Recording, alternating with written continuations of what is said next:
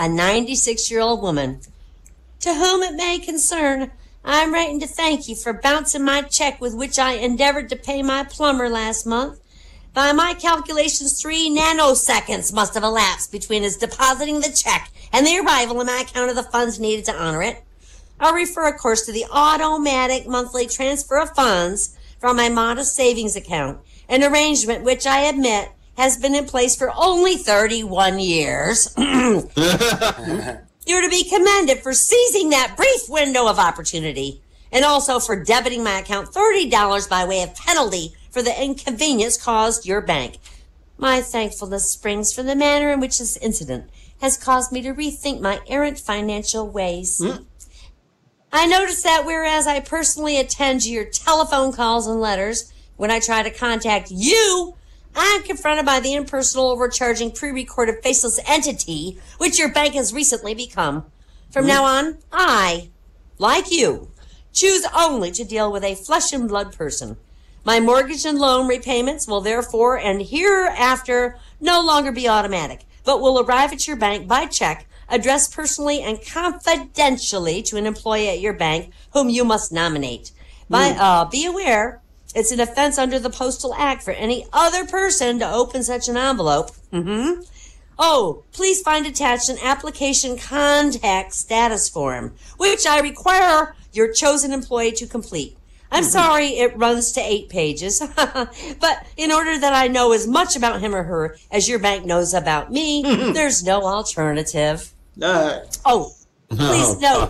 Please note, all copies of his or her medical history must be countersigned by a notary public, and the mandatory details of his financial institution, income, debts, assets, and liabilities must be accompanied by documented proof.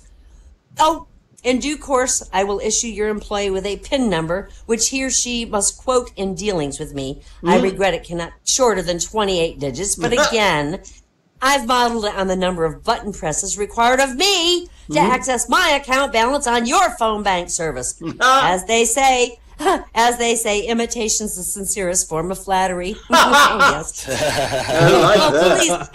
Please allow me to level the playing field even further. When you call me, you will now have a menu of options on my new voicemail system to choose from. Please press the buttons as follows. To make an appointment to see me, or to query a missing payment, or to transfer the call to my living room in case I am there, or to transfer to my bedroom in case I'm sleeping, or to transfer the call to my toilet in case I'm attending to nature, or to transfer the call to my mobile phone if I'm not at home, or to leave a message on my computer. A password to access my computer is required, of course. Password will be communicated to you at a later date to the authorized contact. To return to the main menu and listen to options 1 through 7. To make a general complaint or inquiry, the contact will then be put on hold pending the attention of my automated answering service. Well, this may on occasion involve a lengthy way. Uplifting music will play for the duration of that call. Regrettably, but again, following your example, I must also levy an establishment fee of $50 to cover the setting up of this new arrangement for you. Please credit my account after each occasion. And may I wish you a happy, if ever so slightly less prosperous, New Year. Your humble client. And remember, that was written by a 96-year-old woman. Oh, my gosh. That's pretty sharp wit for a 96-year-old. She's on her game. I think it could have been my mother, but she died younger. Oh, well. Oh, well. So a Russian scientist and a Czech scientist had spent their lives studying the grizzly, and each year they petitioned their respective governments to allow them to go to Yellowstone to study the bears. And finally their request was granted, and they immediately flew to New York and on west to Yellowstone. They reported to the ranger station, and when they were told it was grizzly mating season, it was too dangerous to go out and study. So they pleaded. This is their last chance. Finally, after much pleading, the ranger relented. So the Russian and the Czech were given portable phones and told to report in every day. And for several days they did call in, and then nothing was heard from them. And the rangers mounted a search party, and they found the camp completely ravaged, no sign of the missing guys.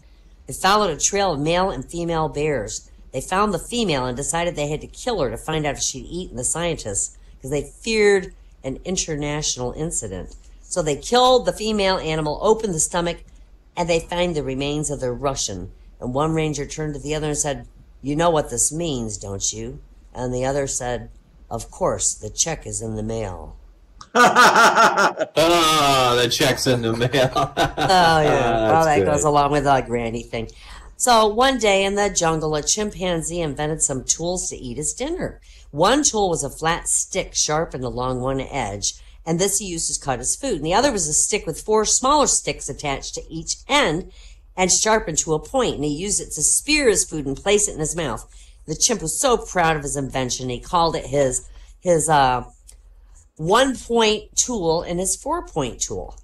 Well, one day he woke up and he found the 4-point tool was gone. So he was so distraught. He ran around the jungle trying to find his great precious 4-point tool. He saw the lion. He goes, "Have you seen my 4-point tool?" And the lion says, "No, I have not seen your 4-point tool." And then he came upon a gorilla. "Gorilla, have you seen my 4-point tool?" "Oh, no, I haven't seen your 4-point tool." Then he came upon a jaguar. "Have you seen my 4-point tool?" "Yup," says the jaguar, "I've seen your 4-point tool." "Well, where is it?" says the chimp. "I ate it," said the jaguar smugly. "Why would you do that?" says the chimp. "Because," replied the big cat, "I'm a 4-point tool eater jaguar." Oh, 4.2 liter. Okay. Bugs Bunny was shopping at the supermarket, and his sales assistant said to him, "If you can tell me what 19,866 times 10,543 is, we'll give you free carrots for life." And immediately Bugs says, 209,447,238. The assistant's like, "Wow, how on earth did you do that?" And Bugs says, "If there's one thing rabbits are good at, it's multiplying." That joke's in Zootopia. This rich man's trying to find his daughter a birthday gift, and he saw a poor man with a beautiful white horse. And he told the man, "I'll give you $500 for that horse." And the poor man said, "Well, I don't know, mister. It don't look so good." And he walked away. And the next day, the rich man came back, and he offered the poor man $1,000 for the horse. And the poor man goes, "I don't know, mister. It don't look so good." On the third day, the rich man offered him $2,000, and he said he wouldn't take no for an answer. "Come on, you gotta sell it to me." So the poor man finally agreed, and the rich man took the horse home, and his daughter loved it. She climbed on the horse. He galloped right into a tree and killed the daughter. The rich man rushes back over to the poor man's house, demanding explanation for this horse's blindness. And the poor man says, "I told you it don't look so good."